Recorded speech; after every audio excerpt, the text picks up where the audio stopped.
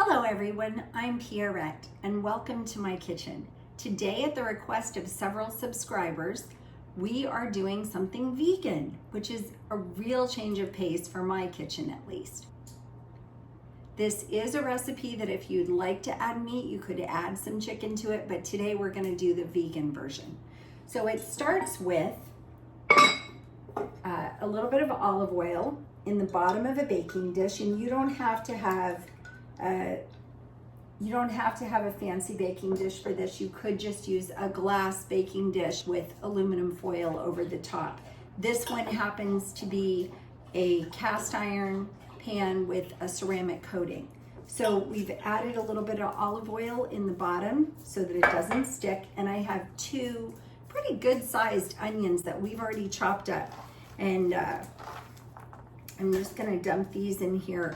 We're gonna caramelize these onions the easy way, which is gonna be in the oven, which is less work for us. And we always like less work.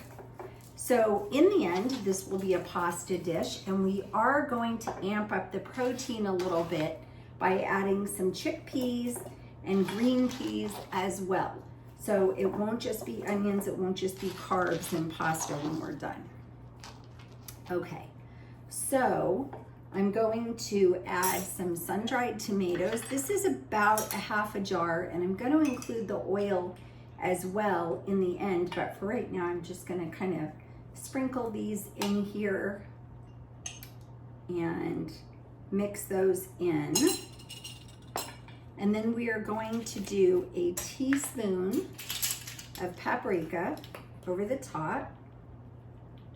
Actually, I'm going to go 2 teaspoons of paprika because I want this to be very flavorful. And then we're going to do some Italian seasoning. If you're impatient like me, you just pull the lid off and scoop it out. Who has time to wait for it to sprinkle out of that little bitty thing? I'm going to do the same thing here and add 2 teaspoons of Italian seasoning, 2 teaspoons of paprika. We have about a half a jar of sun-dried tomatoes in oil. We're gonna pour the oil over the top. That's going to give it fantastic flavor.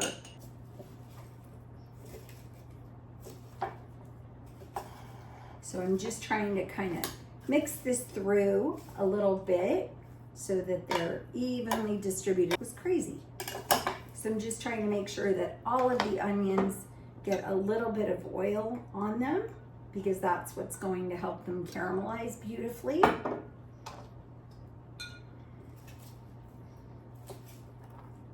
The last thing we're gonna do before we pop it in the oven is take a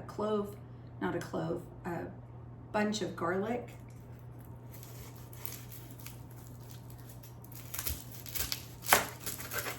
And just cut the top off of it and put it in there. We're gonna do 2 of them. And this is gonna roast that garlic beautifully. And then when we're ready to pull it all out, that garlic will be nice and soft. We're going to put that in the oven, 350 degrees for about an hour.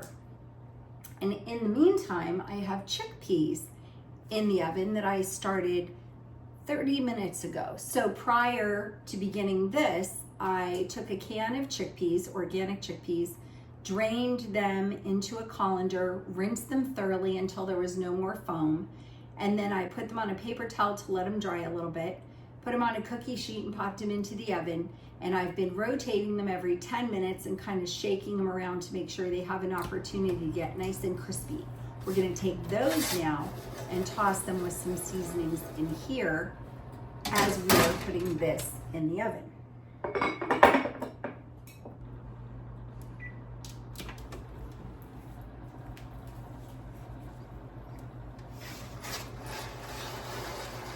These are beautiful and toasted. We're gonna pull these out.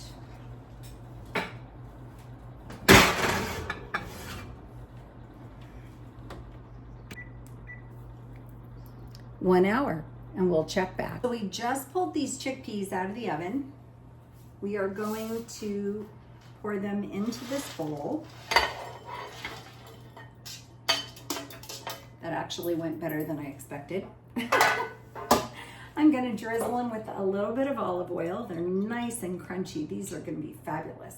And then we're gonna do a little salt and pepper, as well as a little bit more paprika and a little bit of Italian seasoning. Chickpeas are pretty high in protein, so this is a great way to add a little bit of protein to this recipe. Little paprika, and this time I'm just sprinkling. I'm not putting a whole ton on here because we already have some of it with the onions. I'm gonna toss these quickly so that they're all covered. And then I'm gonna pop these back in the oven for 10 minutes more. We are ready to put this dish together, and this I think is gonna be fabulous. So I'm just gonna take a large bowl and carefully remove the lid. This is very, very hot. And I do wanna show you what this looks like after a little bit of time in the oven. Just looks incredible, smells even better. I'm gonna pull out the garlic first and set that aside because we're gonna wanna squeeze that in.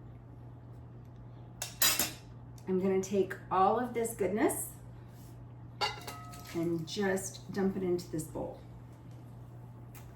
And then we have a cup of regular peas, just defrosted them. I didn't cook them.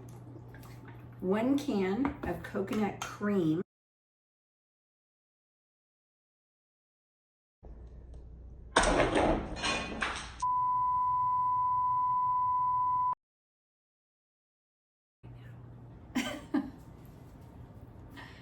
Okay, I don't even know how to explain what happened there, but the coconut cream attacked me. So we're gonna continue from here. I have a little bit less than a full can of coconut cream now, but I'm just gonna pour it in carefully. And I've already added the peas. I have some basil and parsley. And I'm gonna take this. Actually, I'm gonna grab a paper towel to hold my garlic, and I'm gonna squeeze it right in. You can see it comes right out, but it is pretty toasty hot. I'm gonna do the other one as well. Because we cut off the top, it comes out very, very easily. And this is what it's looking like so far.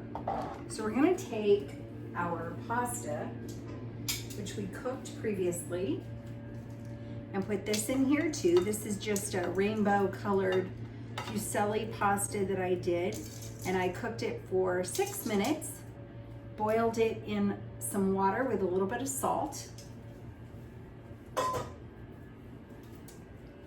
You always wanna make sure that when you boil pasta that you add a little bit of salt to the water because you need that flavor.